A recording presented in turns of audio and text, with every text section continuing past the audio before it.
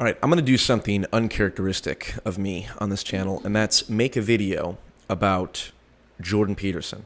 The way I see it, there are three components to Jordan Peterson's work. There is the self-help component, there's the theological component, and then there is the political component. The self-help aspect of his work, I think, is relatively uncontroversial even to his critics. In fact, that's the criticism they go with most often. It's just generic self-help stuff. It's like, okay, that's fine then. Beyond Order is basically 12 Rules for Life again, but with the spicier stuff taken out. It's basically just a normal self-help book now. And the advice it gives is sometimes pretty good, but it's fairly standard across the genre. And, there's a big part of me, obviously, all the videos I do talking about his work and whatnot, it's very easy for me to feel like, wow, I'm a straight white male talking about Jordan Peterson. It's like, how stereotypical, how predictable. And, I'm not going to be made to feel ashamed of, I was in a place where I needed mental health help.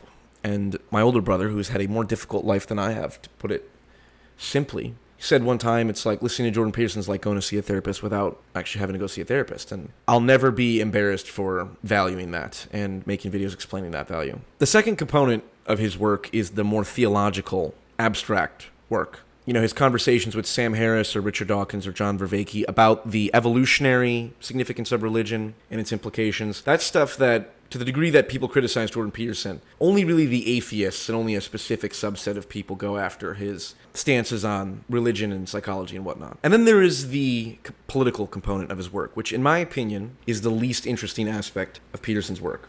Man, there's a lot to say here. I don't really know how to talk about it. Now that Peterson has a big public platform, I get that he now feels a more practical and immediate responsibility to talk about things like, for example, the Elliot Page or the Sports Illustrated model, which were both L's as far as I was concerned, Twitter L's. Because Twitter Jordan Peterson is garbage Jordan Peterson. For as much value as he puts forward in his lectures that are very complicated and he ties together many narratives, the idea that he's going to get anywhere close to that by exchanging fortune cookies with dumbasses online, it's pathetic. And his inability to recognize the foolishness in the domain that he's operating in, and yet he still operates in it. After having said, I'm going to back away from it, it's like, if there's anything that Peterson has proved in the last year, it's that he is dramatically imperfect, as if proof of that was needed. The Elliot Page thing, it's like, my perspective has always been adults have a right to engage in whatever surgery they feel necessary. Now, can you make specific comments on Elliot Page and, the fact that she, when she was Ellen Page, made these comments?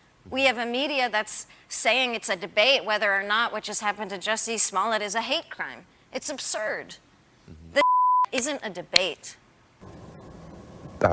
It's kind of cringy. But I don't think there's an excuse then to turn around and say, well, just because Elliot Page was cringy in the past, now we're gonna, call out they, them for doing something that I believe should be allowed, which is, as an adult, be able to decide to get gender reassignment surgery if you so choose. I'm critically against reassignment surgery occurring on children, and I'm glad that Peterson calls the doctors and surgeons performing that surgery on children butchers, which is fair enough. I don't think that's too extreme of a stance. However, I do think that calling the physician who performed the surgery on Elliot Page as an adult criminal is too far. And I think it's his fault for missing the ball on just this point. I mean, Elliot Page is free to do what he, they, them wants as an adult. And I think if you are interested in going after the fringe minority on the far left who, advocates all this extreme gender ideology, you have to start from a reasonable position that most people have, which is, as an adult, you are free to do what you want. And sure, Peterson's point about how, young girls could look up to Elliot Page and get confused, it's like, that's a permanent problem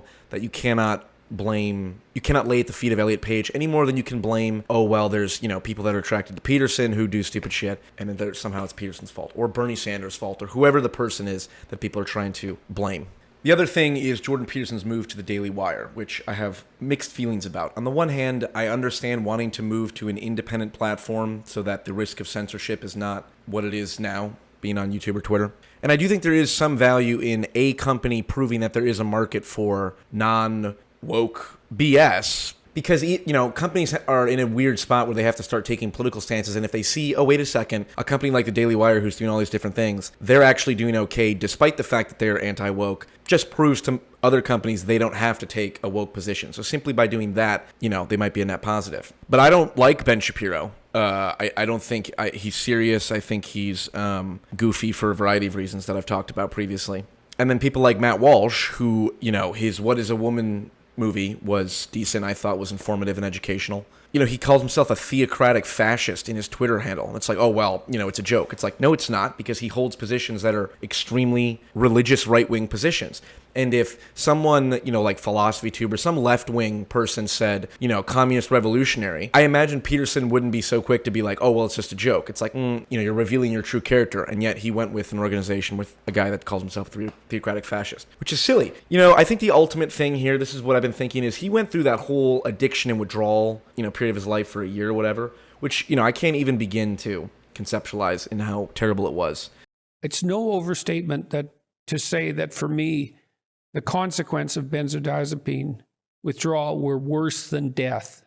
And I don't believe he's a liar. So when he makes claims about how he was in constant pain for hours on hours on end, or days and years or whatever, it's like, okay, I believe that. And I think what happened is he went through all that pain, came out the other side, and became more dogmatic in his beliefs because, he had a brush with death, essentially, and that solidifies your worldview. And whether that's a good thing or not, it's like, well, maybe it is a good thing that he is stepping into the direct political arena to make an actual impact, because who knows how much time we have left in the whole, end of the world saga, in which case, I don't need to explain why we're in a very terrible position in the world. I hope that he can navigate and still check himself, like with the Elliot Page stuff, but it's interesting, and we'll have to see how it goes.